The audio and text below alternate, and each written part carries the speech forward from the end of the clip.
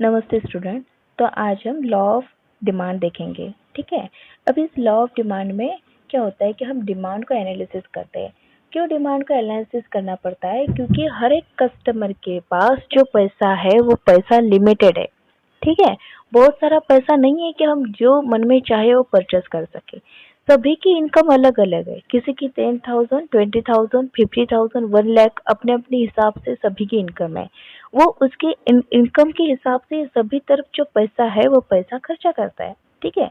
अगर स्कूटी ले सकते हैं तो स्कूटी लेंगे, कोई 4 व्हीलर हो तो 4 व्हीलर लेंगे, और भी ऐसे जैसे इनकम होगी वैसे वो रहेंगे। तो सभी के जो कस्टमर है ना वो क्या सोचते हैं कि हमारे इनकम में हम सेटिस्फाइड लाइफ जो है वो हमारी होनी चाहिए। ठीक है।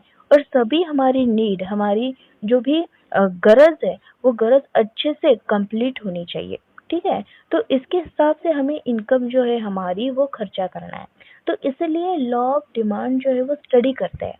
ठीक है। क्यों लॉ ऑफ डिमांड जो इकोनॉमिक वाले स्टडी करते हैं? क्योंकि कस्टमर चाहिए, कस्टमर के पास इनकम कम है, वो इसलिए बहुत हिसाब करके जो खर्चा करते हैं।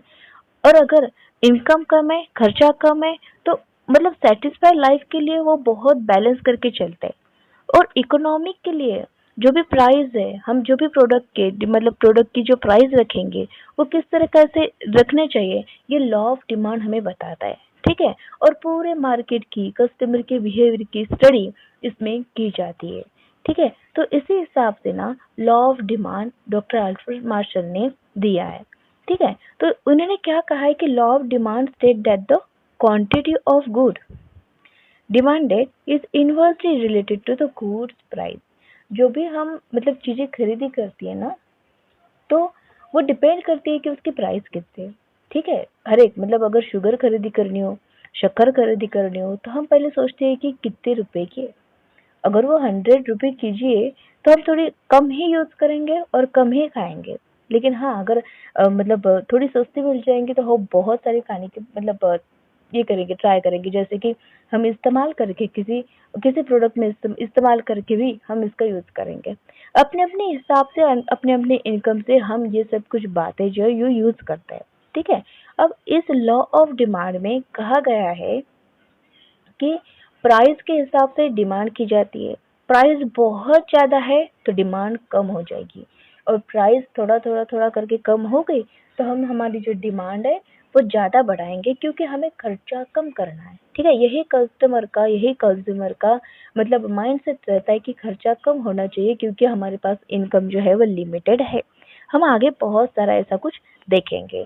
तो यहाँ पे बहुत अच्छी बात दी है, देखो कि quantity demanded rise as a price fall. Price अगर फॉल हो गई, कम हो गई, तो हम अच्छे से क्वांटिटी डिमांड करेंगे। लेकिन quantity demanded falls as a price rise. अगर ज्यादा ज्यादा प्राइस हो गई तो हम मुझे क्वांटिटी डिमांडेड क्या करेंगे? फॉल करेंगे, कम करेंगे। Okay. As a price change people change how much they are willing to buy. अगर प्राइस में कुछ चेंज हो गई तो हम सोचेंगे कि हमें कितना मतलब खर्चा करना है, कितना नहीं करना है। The law of demand is based on the fact that when price for a good is rise, अगर किसी प्रोडक्ट की प्राइस जो है वो बहुत सारी बढ़ गई है तो people substitute away from the goods to another. तो क्या करेंगे? वो बिल्कुल मतलब खरीदेंगे नहीं। ठीक है। अगर किसी प्राइस की मतलब सॉरी किसी प्रोडक्ट की अगर प्राइस बढ़ गई है तो हम खरीदी नहीं करेंगे, हम खर्चा नहीं करेंगे। सब्स्टिट्यूट देखेंगे कि दूसरा कुछ है क्या मार्केट में जो कि हम हमारी नीड जो है वो सेटिस्फाई कर सके। ठीक है। अब लॉ ऑफ डिमांड यही बात कही है कि प्राइस प्राइस बढ़ गई है तो हम डिमांड जो है वो कम कर देंगे, और प्राइस अगर कम हो गई है तो हम डिमांड जो है वो ज्यादा दिए। यही दिया है यहाँ पे कि when the price of the product increase, price increase हो गई है तो डिमांड हम फॉल करेंगे। ठीक है। और अगर व्हेन इट्स प्राइस डिक्रीज, अगर प्राइस कम हो गई तो डिमांड विल इंक्रीज, हम डिमांड ज्यादा करेंगे। Okay. Demand is an inverse relationship between the quantity demanded and the price of the product. Demand जो है वो opposite है। कैसा है? Inverse है। Inverse relationship with the quantity demanded and the price of the product. Product का price कितना है इससे मतलब इन पे ही हमारे जो क्वांटिटी डिमांडेड वो डिपेंड है। सबसे पहले तो डिमांड और प्राइस है इन्वर्स है, क्योंकि हमें पता है कि हम प्राइस अगर बढ़ गई तो हम डिमांड कम कर देंगे। प्राइस अगर कम हो गई तो हम डिमांड जो है वो ज़्यादा कर देंगे, ठीक है। एज अ प्राइस ड्रॉप, अगर प्राइस कम हो गई ना तो हम डिमांड को कभी भी ज़्यादा करेंगे। If the price of something drop, people will buy the more, and this is not a hard and fast rule, there are the exceptions. मतलब यहाँ पे कहा है कि सभी के मतलब सभी मार्केट में यही लागू नहीं होता, थोड़े बहुत एक्सेप्शंस रहते ही है। मीनिंग क्या है अभी लॉ ऑफ डिमांड की? देखो, the law of demand explain the relationship between the price and quantity demanded, and it may be if the price of the commodity rise, its quantity demanded will decline. Thus, there is an inverse relationship between the price quantity demanded and other things being equal. देखो, law of demand हम वहाँ पे ही काम करेगा जहाँ पे other things being equal है। क्या है वहाँ पे? Other things being equal. ये जो सेंटेंस है ना बहुत इंपॉर्टेंट है। अगर ये लॉ ऑफ डिमांड सभी तरफ काम नहीं करेंगे, क्योंकि लॉ ऑफ डिमांड में हमें कहा है कि प्राइस कम होंगी तो हम ज़्यादा डिमांड करेंगे और प्राइस ज़्यादा होगी तो हम कम डिमांड करेंगे। लेकिन अगर किसी को मेडिसिन की ज़रूरत है, उनकी इनकम जो है वो 10,000 है, लेकिन मेडिसिन जो है वो 50,000 1 लाख रुपीज़ की है, तो वो मेडिसिन के लिए प्राइस नहीं देखेंगे कि कितने है करके, ठीक है। तो वो क्या करेंगे कि कितना भी हो जाए हम मेडिसिन परचेस करेंगे। तो यहाँ पे लॉ ऑफ डिमांड जो है काम नहीं करेगा, ठीक है। तो इसीलिए इन्होंने कहा है कि अदर थिंग्स बीइंग इक्वल, सभी जो सिचुएशन है वो सभी तरफ इक्वल होनी चाहिए। अगर कोई बीमार है, मेडिसिन की ज़रूरत है, तो वहाँ पे लॉ ऑफ डिमांड काम नहीं करेंगे। अगर वार सिचुएशन मतलब सिचुएशन है जैसे कि युद्ध चल रहा है, तो वहाँ पे भी लॉ ऑफ डिमांड काम नहीं करेंगे। अगर कोरोना जैसी स्थिति हो मतलब स्थिति होंगी तो वहाँ पे भी लॉ ऑफ डिमांड काम नहीं करेगा। तो इसीलिए अदर थिंग्स बीइंग इक्वल ये जो सेंटेंस है वो बहुत इंपॉर्टेंट काम करता है लॉ ऑफ डिमांड में, ठीक है। In the simple word, the law of demand state that the other things being remaining constant as the price of the particular commodity increase, the quantity demanded for decrease and the vice versa. अब Alfred Marshall ने क्या कहा है कि other things being equal, the demand is a higher with the fall in the price and diminish with the rise in the price. यही कहा है मतलब the law of demand is known as the first law in the market, okay, and law of demand show the relationship between the price quantity demanded of commodity in the market. The English economics Alfred Marshall developed the modern theory of supply and demand in his 1980 and treatise principle of economics. अब ये कुछ basic assumptions of law of demand है, ठीक है। Assumption यानी क्या कि इस तरीके से अगर बदलाव होंगे ना तो लॉ ऑफ डिमांड काम नहीं करेंगे, लेकिन अगर अदर थिंग्स बीइंग इक्वल है तो लॉ ऑफ डिमांड काम करेंगे। जैसे कि नो चेंज इन इनकम, अगर इनकम में चेंज हो गई तो हो सकता है कि लॉ ऑफ डिमांड काम नहीं करेगा।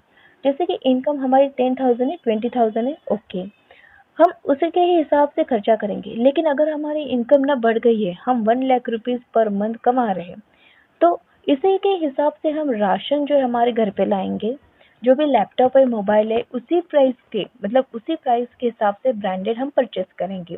पहले जैसे खर्चा कम करना ऐसा नहीं सोचेंगे। तो इसलिए नो चेंज इन इनकम, अगर इनकम में कुछ बदलाव हो गया तो लॉ ऑफ डिमांड हमारा काम नहीं करेगा। इसलिए पहले एजम्पशन दिया है कि नो चेंज इन इनकम। दूसरा है यहाँ पे कि no change in size and composition of the population. अगर बहुत सारा प्रोडक्शन हुआ है, ठीक है, तो प्रोडक्शन हुआ है तो क्या करेंगे कि सब मतलब बेचना तो है माल, अगर सप्लाई ही बहुत सारा है तो हम प्राइस को नहीं देखेंगे, वो जो प्रोडक्ट है वो प्रोडक्ट ज़्यादा से ज़्यादा कैसे सेल करें ये देखेंगे, ठीक है। और पॉपुलेशन भी वैसे कि पॉपुलेशन तो कम है, प्रोडक्ट तो बहुत ज़्यादा है, तो कोई लोग परचेस नहीं करेंगे, इसलिए पॉपुलेशन भी वैसे ही कांस्टेंट रहनी चाहिए, ठीक है। अगर पॉपुलेशन में कोई चेंजेस हो गया, पहले 1 लाख मतलब जो पीपल्स थे, अभी पीपल्स ना कोई परचेस ही नहीं कर रहा, बहुत कम हो गए जो हमारे परचेसर थे, या फिर जो हमारे पॉपुलेशन थी बहुत कम हो गई। तो क्या है, सप्लाई ज़्यादा हो गई लेकिन डिमांड नहीं हो रहा। तो वही कि जो प्रोडक्ट के परचेसर है वही कांस्टेंट रहना चाहिए, उसमें कौन से भी चेंजेस नहीं होनी चाहिए। No change in the price related to the good, जो भी सब्सटीट्यूट है, जो भी कॉम्प्लीमेंट्री गुड है ना, वो भी सेम रहने चाहिए। अगर हम पार्ले की बिस्किट यूज कर रहे हैं तो ओके, पार्ले हम लेंगे, लेकिन अगर पार्ले की जैसे ही प्राइस अगर किसी गुड डे बिस्किट की हो गई तो हम क्या करेंगे, पार्ले को छोड़ के वो जो ब्रिटानिया है या फिर गुड डे वो यूज़ करेंगे, उसमें बटर है, काजू है, वो सब कुछ मतलब ध्यान में रख के वही परचेज़ करेंगे, ठीक है? तो सब्स्टिट्यूट में कुछ चेंजेस हो गया कि ये भी देखेंगे। तो ये हो गया no change in a goods था। No change in a consumer taste and preference. पहले तो बहुत अच्छी लगती थी जैसे कि स्कूटी परचेज करना ये वो, अभी इंटरेस्ट ही नहीं है स्कूटी चलाने में, अब तो हम फोर व्हीलर मतलब चला रहे हैं। तो इसलिए स्कूटी की प्राइस जो 1 लाख होंगी या एक से ज़्यादा लाख होंगी तो प्राइस कम हो या ज़्यादा हो हमें कुछ फ़र्क नहीं पड़ेगा। तो यहाँ पे भी लॉ ऑफ डिमांड जो है वो काम नहीं करेगा। तो इसीलिए जो टेस्ट थी ना हमारी, टेस्ट है, प्रेफ़रेंस है, जैसे कि हम स्कूटी को प्रेफ़रेंस है, जैसे कि स्टूडेंट होंगे, जॉब करने वाले होंगे, उन्हें टू व्हीलर चाहिए, ठीक है, स्कूटी चाहिए, लेकिन अभी वो घर पे ही बैठे हैं तो स्कूटी चाहिए ही नहीं। तो मतलब टेस्ट और प्रेफ़रेंस तो चेंज हो गए उनके, ठीक है? तो यहाँ पे भी लॉ ऑफ डिमांड काम नहीं करेंगे। तो उसके बाद है अगर कस्टमर को लग रहा है कि फ्यूचर में ऑनियन की जो प्राइस है वो बहुत महंगी हो रही है, पहले अभी 100 रुपीज किलो ही थी, केजी ही थी, तो अभी फ्यूचर में ना 200 रुपीज हो रही है, 200 रुपये हो रही है, तो वो क्या लोग क्या करेंगे, 5 किलो 10 किलो जितना होंगे ना उतने हम भर भर के रखेंगे। ठीक है, तो ये क्या हो गया, exception of a change in the price. Okay, तो adoption of the law of demand की नो चेंज सिचुएशन में होनी चाहिए, तो इस तरीके से। ओके, अभी हम देखेंगे exception of demand of law. तो law of demand does not apply in every cases. Exception यानी क्या, लॉ ऑफ डिमांड हम ऐसे सोचते हैं कि सभी तरफ काम आएंगे, लेकिन कुछ एक्सेप्शन है जो कि जैसे कि मेडिसिन की सिचुएशन होगी, हॉस्पिटल का कुछ काम होगा, कहीं पे युद्ध चल रहा होगा, ठीक है, अगर ऐसी बातें हो रही है ना तो हम प्राइस की तरफ ध्यान नहीं देंगे, प्राइस जो है वो उसे कम इम्पोर्टेंस देंगे, और जो हमारी नीड है, हमारी गरज है, हमारी जो काम है वो हम काम करेंगे। ठीक है, तो इस तरीके से लॉ ऑफ डिमांड हर जगह पे काम नहीं आएगा, तो इसे कहते हैं कि एक्सेप्शन। ओके, और इस एक्सेप्शन में यानी कि कौन कौन सी सिचुएशन रहती है, तो यहाँ में कुछ एक्सेप्शन है। एक्सेप्शन यानी क्या है बताती हूँ, कि law of demand does not apply, जो सभी तरफ मतलब अप्लाई तो नहीं होगा, ऐसे कोई सिचुएशन होगी जहाँ पे प्राइस को जो महत्व है जो महत्व जो हम कम देंगे। ठीक है, तो the circumstances when the law of demand becomes the ineffective, जहाँ पे लॉ ऑफ डिमांड इफेक्ट नहीं करेगा, कम इफेक्ट करेंगे। ठीक है, और known as a exceptions of the law of demand, some of this important exception are Giffen goods. Giffen goods ने क्या कहा है कि मैंने इसे ऑब्जर्व किया है, ठीक है, ये जो गिफन है इन्होंने इंग्लैंड में, कि जब भी ब्रेड की जो प्राइस है वो कम हो गई, ठीक है, बहुत कम हो गई, तो वो ब्रेड की प्राइस कम होगी तो ब्रेड खरीदी नहीं करेंगे, तो क्या परचेज करेंगे, वो मीट परचेज करेंगे, जो भी ब्रांडेड मतलब फूड्स है वो परचेज करेंगे, लेकिन ब्रेड खरीदी नहीं करेंगे।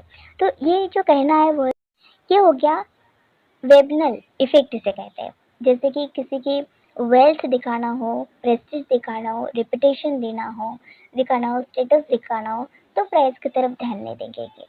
वो यही सोचेंगे कि हमारा तो स्टेटस के हिसाब से हमें रहना है, प्राइस कम हो गई या फिर ज़्यादा हो गई, अगर पेट्रोल की मतलब प्राइसेस बहुत बढ़ गई, लेकिन फिर भी वो अगर डायमंड खरीदी करना हो, पेट्रोल बहुत महंगा हो फिर भी खरीदी करना हो, तो ये सब कुछ बातें वो ध्यान नहीं देखेंगे, स्टेटस के हिसाब से अपना जो काम है वो करेंगे। वही नेसेसिटीज ये भी वही है, accepted changes in the price.